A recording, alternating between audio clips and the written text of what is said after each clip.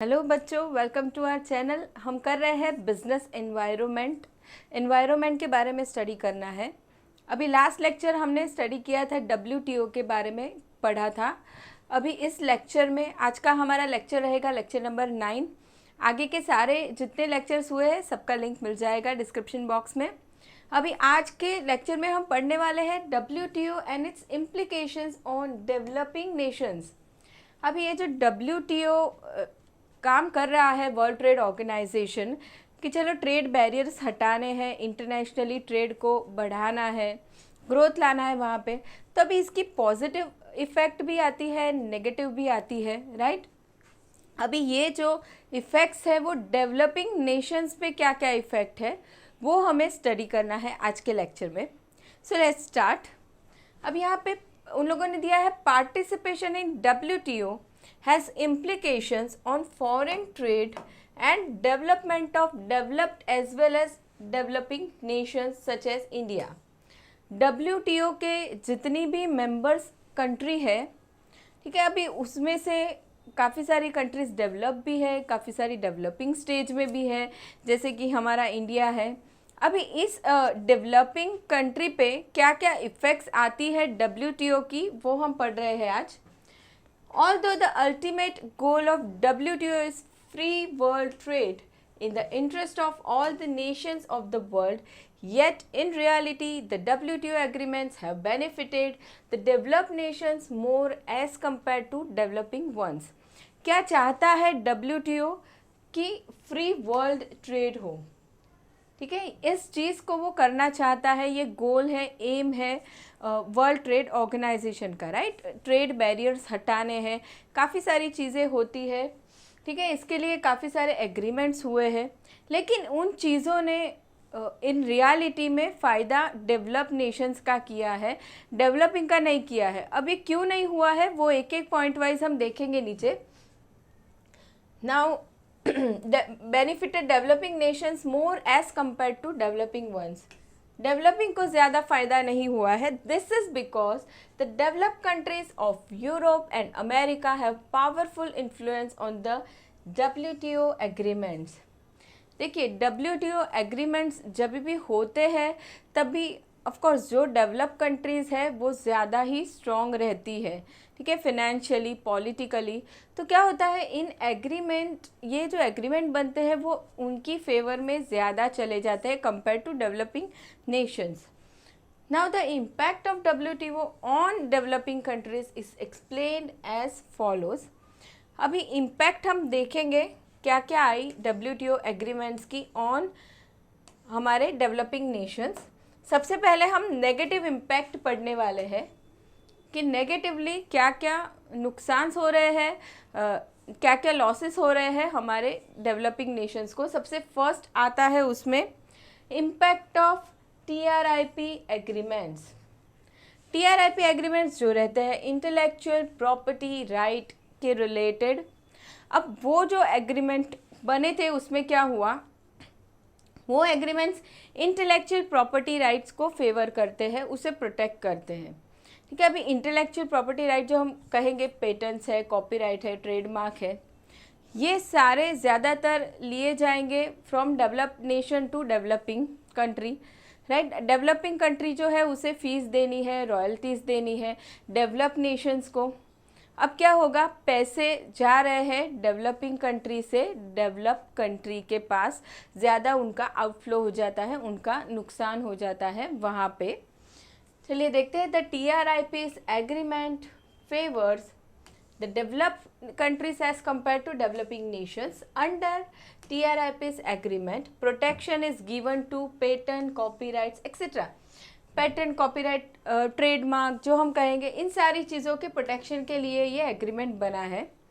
The firms from developed nations hold large number of patents due to huge financial resources, technology and skills.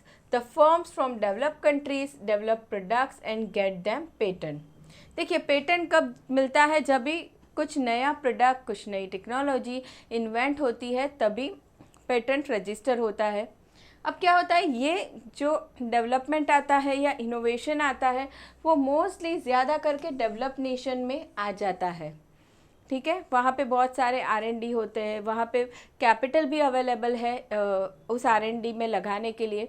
ये सारी चीज़ों की वजह से वहाँ पे इनोवेशन ज़्यादा आता है और पेटेंट वहाँ पे ज़्यादा होते हैं, ठीक है। तो डेवलपिंग कंट्री को क्या करना पड़ता है, उस पेटेंट यूज़ करने के लिए उन्हें फीस रॉयल्टीज़ वगैरह पे करना पड़ता है, तो पैसे उनके आउटफ्लो हो जाते हैं डेवलप कंट्री के पास। Now firms from developing countries have to pay huge royalties or fees to use the patent product, ठीक है। ऐसे प्रोडक्ट्स को यूज़ करने के लिए बहुत लार्ज अमाउंट में रॉयल्टीज़ एंड फीस पे करनी पड़ती है डेवलपिंग कंट्रीज़ को, वो पे करेंगे डेवलप कंट्रीज़ को। For instance Indian farmers have to pay high price for BT cotton seeds of Monsanto chemicals। देखिए उन लोगों ने एग्जाम्पल भी दिया है, हमारे इंडियन फार्मर्स क्या करते हैं, हाई प्राइस पे करते हैं बीटी कॉटन सीड्स के लिए। तो क्या हो गया, हमारी कंट्री से तो पैसे जा रहे हैं, हाई प्राइस हम दे रहे हैं उन लोगों को। क्यों दे रहे हैं, क्योंकि वो प्रोडक्ट हमारी कंट्री में अवेलेबल नहीं है, इसके लिए। अभी पैसे हमारी कंट्री में भी कम हो गए, हमें खुद को R&D करना है, इनोवेशन करना, तो हम नहीं कर पाएंगे। और उनके पास तो कैपिटल ज़्यादा आ गया, तो वो लोग तो और ना और इनोवेशन करते ही जाएंगे। तो क्या हो गया, यहाँ पे डेवलप कंट्री का फ़ायदा हो गया, डेवलपिंग का नुकसान हो गया। नाउ नेक्स्ट हम देखते हैं इम्पैक्ट ऑफ TRIMS एग्रीमेंट। अभी ये एग्रीमेंट बनेगा इन्वेस्टमेंट के रिलेटेड, कि एक कंट्री दूसरी कंट्री में इन्वेस्टमेंट कर सकती है उस चीज़ से रिलेटेड। अभी पहले हमारी कंट्री में भी कैसा था कि फॉरेन कंपनीज़ को इन्वेस्टमेंट के लिए कुछ रिस्ट्रिक्शंस थे, लेकिन गवर्नमेंट ने क्या किया, लिबरलाइजेशन ला दिया, ठीक है। तो फॉरेन जो कंपनीज़ रहती हैं, मल्टीनेशनल कंपनीज़ हैं, वो इन्वेस्ट करती है हमारे कंट्री के कंपनी में। अब उससे क्या हो जाता है, वापस से हमारी कंट्री को उन्हें प्रॉफिट देना है, जो भी प्रॉफिट हुआ, या फिर डिविडेंड पे करना है। उन सारी चीज़ों से क्या होता है, आउटफ्लो होता है हमारी कंट्री से, बेनिफिट हो जाता है डेवलप नेशंस का, और हमारा वहाँ पे नुकसान होता है। और दूसरा क्या होगा, फॉरेन कंपनीज़ आ रही है हमारे डोमेस्टिक मार्केट में, तो हमारे डोमेस्टिक जो कंपनीज़ हैं उनके लिए कंपटीशन बहुत बढ़ जाता है। एंड कस्टमर्स फिर क्या चाहते हैं कि चलो हमें डोमेस्टिक कंपनी से प्रोडक्ट नहीं लेना है, हमें तो फॉरेन कंपनी से लेना है। तो क्या होगा, डोमेस्टिक कंपनीज़ को कंपटीशन में सर्वाइव करना बहुत मुश्किल हो जाता है। तो ये नुकसान है यहाँ पे हमारे डेवलपिंग नेशंस का। Now impact of TRIMS. Agreement on TRIMS provide for treatment of foreign investment at par with domestic investment. Due to TRIMS agreement, developing countries including India have withdrawn a number of restriction on foreign investment. Government ने क्या किया, काफ़ी सारी चीज़ें allow कर दी investment से related, कि भाई फॉरेन कंपनीज हमारी कंट्री के कंपनी में इन्वेस्टमेंट कर सकती है। Now TRIMS agreement favours the firm from developed nations due to huge financial and technical resources at their disposal. The MNCs from developed countries invest heavily and play a dominant role in developing countries. देखिए ये जो foreign companies रहती है उनके पास पैसे भी अच्छे हैं, टेक्नोलॉजी भी अच्छा है, तो वो क्या करते हैं, बहुत सारी कंट्रीज़ में जाके इन्वेस्टमेंट करते हैं, ठीक है। जैसे हम एग्जांपल ले सकते हैं अमेज़ॉन का, ये सारी कंपनीज़ क्या करती है, फिर डोमेस्टिक मार्केट में उनका ही लीडिंग रोल हो जाता है, वही लीड करते हैं मार्केट को। Besides foreign firms are free to remit profit and royalties to the parent companies, thereby causing foreign exchange drain on developing nations. देखिए क्या हो रहा है, एक कंपनी है आउटसाइड इंडिया, उसने हमारी डोमेस्टिक कंपनी में इन्वेस्टमेंट किया हुआ है। अब क्या होगा, उस कंपनी में, हमारी कंपनी में जो प्रॉफिट हो रहा है वो उसे पेमेंट तो करना पड़ेगा, ठीक है, उस दूसरी कंपनी को देना होगा जो, या फिर हम डिविडेंड देंगे, जो भी। देखिए हमारा तो आउटफ्लो हो रहा है, फॉरेन एक्सचेंज ड्रेन हो रहा है, हमारी कंट्री से जा रहा है, ठीक है। तो ये तो नुकसान हो गया हमारा। Now third impact of GATS। चलिए, the Uruguay round included trade in service under WTO। अब ये ट्रेड इन सर्विसेज अलाउ किया गया, ठीक है। जो भी सर्विस सेक्टर है, इंश्योरेंस है, ट्रांसपोर्टेशन है, वो सारे सर्विस सेक्टर में भी फॉरेन इन्वेस्टमेंट को अलाउ किया गया। Now under the GATS agreement, member nations have to open up the services sector for foreign companies। देखिए, फॉरेन कंपनीज के लिए सर्विस सेक्टर भी ओपन कर दिया। The developing countries including India have opened up the service sector in respect of banking, insurance, communication, telecom, transport, etc। देखिए, सारी ही चीज़ों में हमने क्या कर दिया, फॉरेन कंपनीज को अलाउ कर दिया इन्वेस्टमेंट करना। The domestic firm of developing countries may find it difficult to compete with giant foreign firms due to lack of resources, professional skills। देखिए, जब भी फॉरेन कंपनी हमारे कंट्री के कंपनी में इन्वेस्टमेंट करेगी तो सबसे पहली प्रॉब्लम डोमेस्टिक कंपनी को होने वाली है, क्योंकि उसके लिए कंपटीशन हमेशा ही बढ़ जाएगा, उसके कस्टमर्स कम हो जाएंगे एंड जो फॉरेन कंपनी है उसके कस्टमर हमेशा ही बढ़ जाएंगे, क्योंकि कस्टमर हमेशा क्या चाहेगा कि उसे अच्छे प्रोडक्ट्स मिले, अच्छी सर्विसेज मिले, जो उसे फॉरेन कंपनी के पास से मिलेगी। क्यों मिलेगी?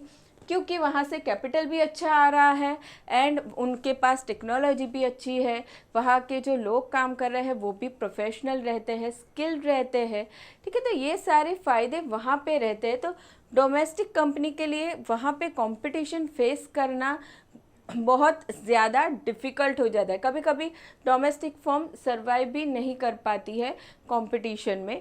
ये एक बहुत बड़ा डिसएडवांटेज कहा जाता है। एंड दूसरा तो डिसएडवांटेज एक ये है ही कि भाई चलो, जो भी प्रॉफिट हुआ या हमें डिविडेंड देना है फॉरेन कंपनी को, तो वो आउटफ्लो करता है हमारी कंट्री से डेवलप कंट्री की तरफ, ठीक है। तो ये दो नुकसान हो गए, नेगेटिव इम्प्लीकेशंस हो गए।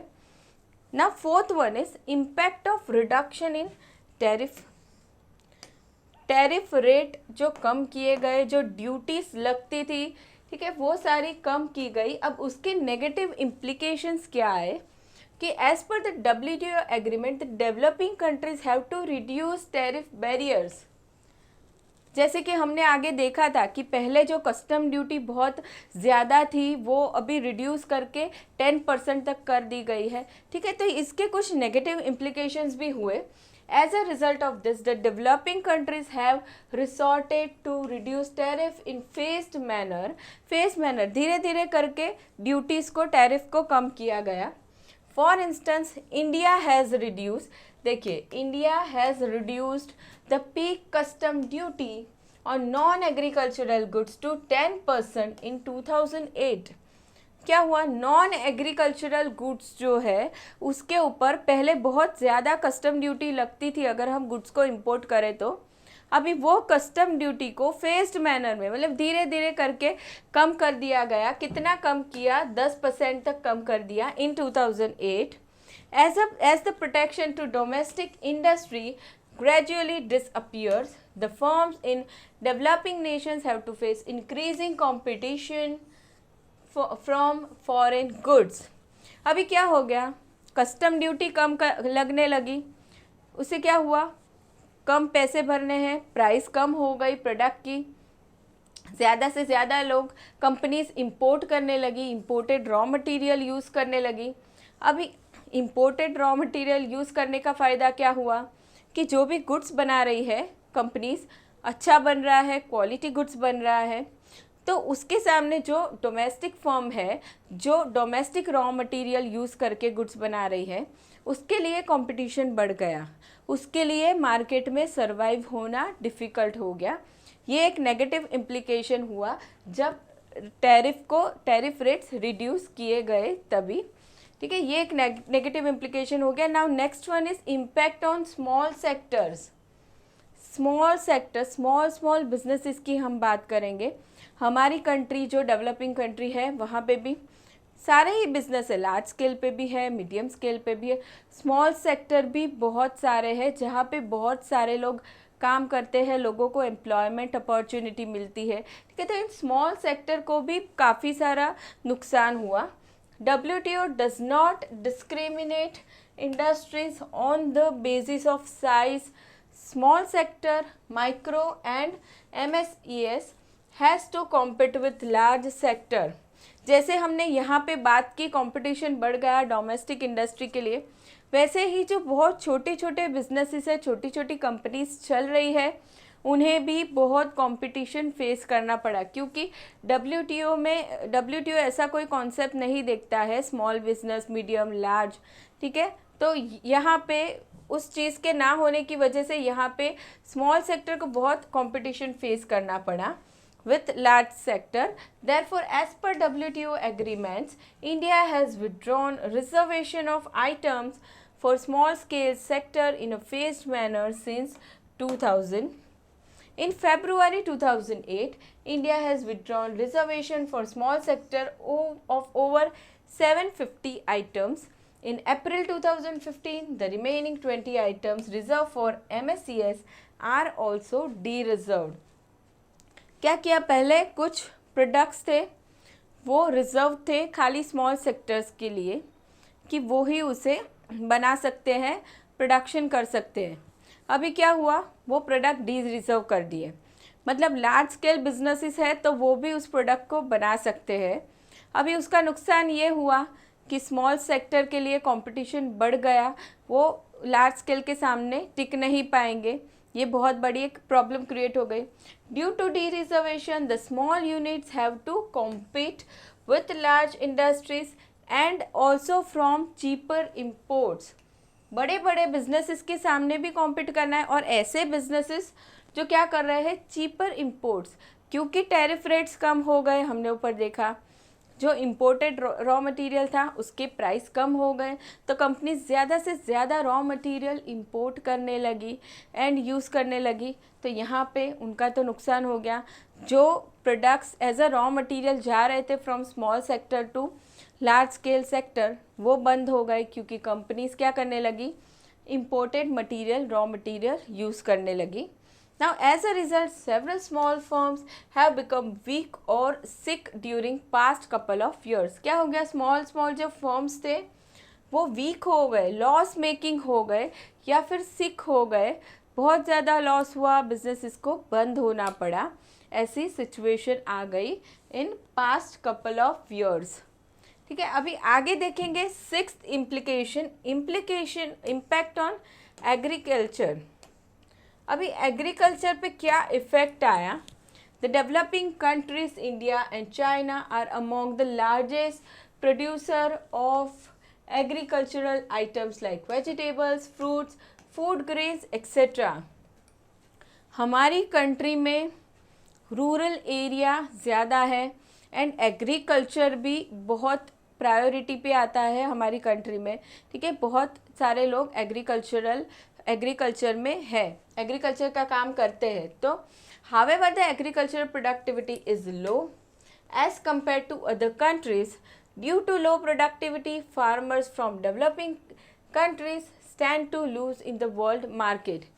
अभी कैसा है, एग्रीकल्चर करने में भी काफ़ी सारी टेक्निक्स वगैरह यूज़ होता है, टेक्नोलॉजी अभी जो लेटेस्ट आ रही है वो डेवलपिंग कंट्रीज़ में जल्दी से नहीं आ पाती है जितनी ज़्यादा डेवलप नेशंस में है। तो क्या होता है, प्रोडक्टिविटी कम हो जाती है डेवलपिंग कंट्री में। अब ये प्रोडक्टिविटी कम होने की वजह से क्या होगा, हम ज़्यादा एक्सपोर्ट नहीं कर पाएंगे वर्ल्ड मार्केट में एंड वहाँ पे हम पीछे रह जाते हैं।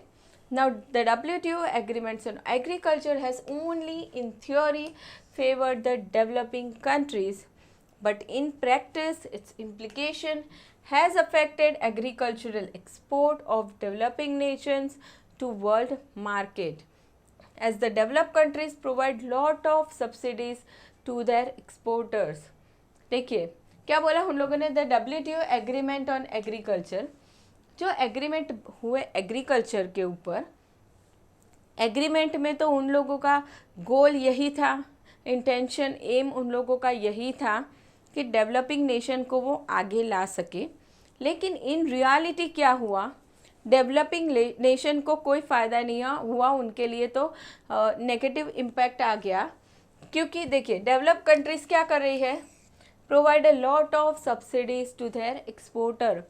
वो उनके एक्सपोर्टर को काफ़ी सारे सब्सिडीज़ देती है, काफ़ी सारे बेनिफिट्स प्रोवाइड करती है, जबकि वो सारी चीज़ें डेवलपिंग कंट्रीज़ में अवेलेबल नहीं है। उसकी वजह से क्या होता है, डेवलपिंग कंट्रीज़ का जो वर्ल्ड मार्केट में एक्सपोर्ट है वो कम रहता है compare to develop countries, right. तो यहाँ तक हमने देख लिए नेगेटिव इम्प्लीकेशंस। अभी आगे बढ़ेंगे, देखेंगे पॉजिटिव इम्प्लीकेशंस क्या रहे। नेगेटिव साइड हमने देख लिया कि क्या प्रॉब्लम क्रिएट हुई डेवलपिंग नेशंस के लिए। अब उसी डेवलपिंग नेशन के लिए पॉजिटिव इफ़ेक्ट्स क्या रही होगी वो पढ़ते हैं। The positive impact of WTO on countries can be viewed from the following aspects. अभी सबसे पहला है ग्रोथ इन मर्केंडाइज एक्सपोर्ट। जो मर्केंडाइज एक्सपोर्ट है, जो गुड्स जो ट्रेड होते हैं, ठीक है, गुड्स है, प्रोडक्ट जो हम कहेंगे जो सेल होते हैं इंटरनेशनल मार्केट में, वो बढ़ गया। क्यों बढ़ गया, क्योंकि जो टैरिफ रेट थे वो कम किए गए, ठीक है, टैरिफ बैरियर्स थे वो हटाए गए। उनकी वजह से क्या हुआ, एक्सपोर्ट बढ़ गया इंटरनेशनल मार्केट में। Now growth in merchandise exports, the export of developing countries like India, China, Brazil, etc. have increased since the setting up of WTO. The increase in export of developing countries is due to reduction in trade barriers, tariff and non-tariff. देखिए tariff barrier हटाए गए, rates के जो problem थे वो हटाए गए, non tariff जैसे कि कोटास पे जो लिमिट थी वो हटाई गई। तो ये दोनों ही चीज़ों ने मर्केंडाइज एक्सपोर्ट को बढ़ा दिया। For instance India's merchandise export have increased since 1995। In 2021-22 India's merchandise export increase from $32 billion in 1995-96 to $418 billion in 21-22। देखिए कितना इंक्रीज हो गया एक्सपोर्ट। अभी यहाँ पे उन लोगों ने हमें इंफॉर्मेशन दी है ईयर वाइज कि कितना ग्रोथ हुआ। देखिए ये सारे ईयर्स के अगेंस्ट उन लोगों ने हमें एक्सपोर्ट इंक्रीज हुआ, ग्रोथ हुआ, उसकी इंफॉर्मेशन दी है। 1995-96 में 32 बिलियन था, $32 बिलियन, जो 2010-11 में 251 हो गया। 14-15 में 316 बिलियन, 15-16 में बढ़ के थोड़ा कम हुआ 262, उसके बाद 16-17 275, उसके 17-18 303 वापस से इंक्रीज हुआ एंड फाइनली 21-22 में 418। तो हमने कंटिन्यूअस इंक्रीज ही किया है, ग्रोथ ही किया है हमारे इंडिया ने इन मर्केंडाइज ट्रेड। चलिए अभी ये एक पॉजिटिव इम्प्लीकेशन हो गए। नेक्स्ट देखते हैं growth in services export. Goods की हमने बात की, अभी हम बात करेंगे सर्विस की, सर्विस सेक्टर की। The WTO has also introduced an agreement on services called GATS. Under this agreement, ये जो सर्विस के लिए एग्रीमेंट हुआ, under this agreement the member nations have to liberalize service sector. Member Nations, member countries ने क्या किया, restriction हटा दिए, सर्विस सेक्टर पे जो भी लगते थे वो रिस्ट्रिक्शंस को हटा दिया, ठीक है। इन्वेस्टमेंट रिलेटेड जो रिस्ट्रिक्शंस थे वो सारे हट गए। Certain emerging and developing countries like India would benefit from this agreement. अब हमारे इंडिया जैसी कंट्री को तो फ़ायदा ही हुआ इस एग्रीमेंट के कारण। For instance India service exports have increased from about $5 billion in 1995 to $254 billion in 2021-22। कितना ज़्यादा इंक्रीज हुआ देखिए। The software services accounted for nearly 40% of the services export of India in 2021। जितना भी टोटल सर्विस एक्सपोर्ट हुआ था अलग अलग सर्विसेज मिलके, उसमें से 40% था सॉफ्टवेयर सर्विसेज का, उसका 40% सबसे ज़्यादा रहा। तो वर्ल्ड ट्रेड ऑर्गेनाइजेशन ने हमारी डेवलप कंट्री में बहुत फ़ायदा दिया। किन चीज़ों में दिया? एक तो मर्केंडाइज एक्सपोर्ट में दिया एंड दूसरा सर्विस सेक्टर में दिया। हमारी जो सर्विस एक्सपोर्ट थी काफ़ी सारी इंक्रीज हो गई। Now next is third one is foreign direct investment. चलिए, फॉरेन डायरेक्ट इन्वेस्टमेंट पहले कैसा था? डेवलपिंग कंट्रीज़ में हमारी कंट्री की बात करें तो फॉरेन इन्वेस्टमेंट पे, फॉरेन कंपनीज़ जो हमारी कंट्री में इन्वेस्टमेंट करती है वहाँ पे काफ़ी सारे रिस्ट्रिक्शंस थे, लेकिन उन रिस्ट्रिक्शन को हटा दिया गया, लिबरलाइज किया गया ताकि वो फॉरेन कंपनीज़ हमारी कंट्री में इन्वेस्टमेंट कर सके। ठीक है, अब वो इन्वेस्टमेंट करने के भी काफ़ी फ़ायदे हुए। हमारी कंट्री में टेक्नोलॉजी आया, लेटेस्ट टेक्नोलॉजी आया, एम्प्लॉयज़, स्किल्ड मैन पावर हम कह सकते हैं, एक्सपीरियंस प्रोफेशनल एम्प्लॉयज़ आए हमारी कंट्री में, काफ़ी सारा बेनिफिट हुआ। As per the TRIM's agreement, restriction on foreign investment have been withdrawn by member nations of WTO including developing countries. Developing countries हो या डेवलप कंट्रीज़ हो, दोनों ने ही फॉरेन इन्वेस्टमेंट पे रिस्ट्रिक्शन हटा दिए। Therefore, the developing countries like Brazil, India, China, etc. have been benefited by way of foreign direct investment as well as by Euro equities and portfolio investment. Now, in 2021-22, foreign direct investment net inflows less outflow. Net की बात करेंगे तो of course जितने भी पैसे आए minus जितने गए, ठीक है, इनफ्लो माइनस आउटफ्लो, जो नेट इनफ्लो हम कहेंगे कितने आए in India was $83.6 billion as against $3.3 billion in 2001। ठीक है, ये हमें इंफॉर्मेशन दिया है कि नेट इनफ्लो कितना रहा फॉरेन डायरेक्ट इन्वेस्टमेंट का हमारी कंट्री में। चलिए, अभी ये हो गया थर्ड पॉजिटिव इम्पैक्ट। अभी फोर्थ हम आगे देखते हैं textile and clothing. Service sector की हमने बात की, मर्केंडाइज एक्सपोर्ट की हमने बात की, अभी टेक्सटाइल एंड क्लोथिंग के बारे में देखते हैं। It is estimated that the textile sector would be one of the major beneficiaries of the impact of Uruguay round. At the Uruguay round, it was agreed upon by the member countries to phase out MFA by 2005. Under MFA, the developed countries like France, USA, UK, Canada, etc. used to impose quotas on textile exporting countries. The MFA has been withdrawn with effect from 1st January 2005 and therefore it would benefit developing countries including India by way of increase in export of textile and clothing. देखिए, हमारी country में textile and clothing business काफ़ी सारा है, ठीक है, अभी ये चीज़ें एक्सपोर्ट भी होती है। अभी एक डेवलप कंट्रीज़ की जो हम बात करें, फ्रांस, USA, UK, कनाडा, इन लोगों ने क्या किया था, कुछ रिस्ट्रिक्शंस लगाए थे कि कितनी क्वांटिटी में उनकी कंट्री में इंपोर्ट हो सकते हैं क्लोथिंग या टेक्सटाइल, ठीक है, वो प्रोडक्ट्स कितने इंपोर्ट हो सकते हैं, कोटा उन लोगों ने रिस्ट्रिक्ट किया था। अभी ये रिस्ट्रिक्शन क्या किया गया, हटा दिया विथ इफेक्ट फ्रॉम 1/1/2005, ये रिस्ट्रिक्शन हटा दिया। तो उसकी वजह से क्या हुआ, हमारी जो कंट्रीज़ है डेवलपिंग कंट्रीज़, वहाँ से उनकी कंट्री में एक्सपोर्ट काफ़ी सारा बढ़ गया।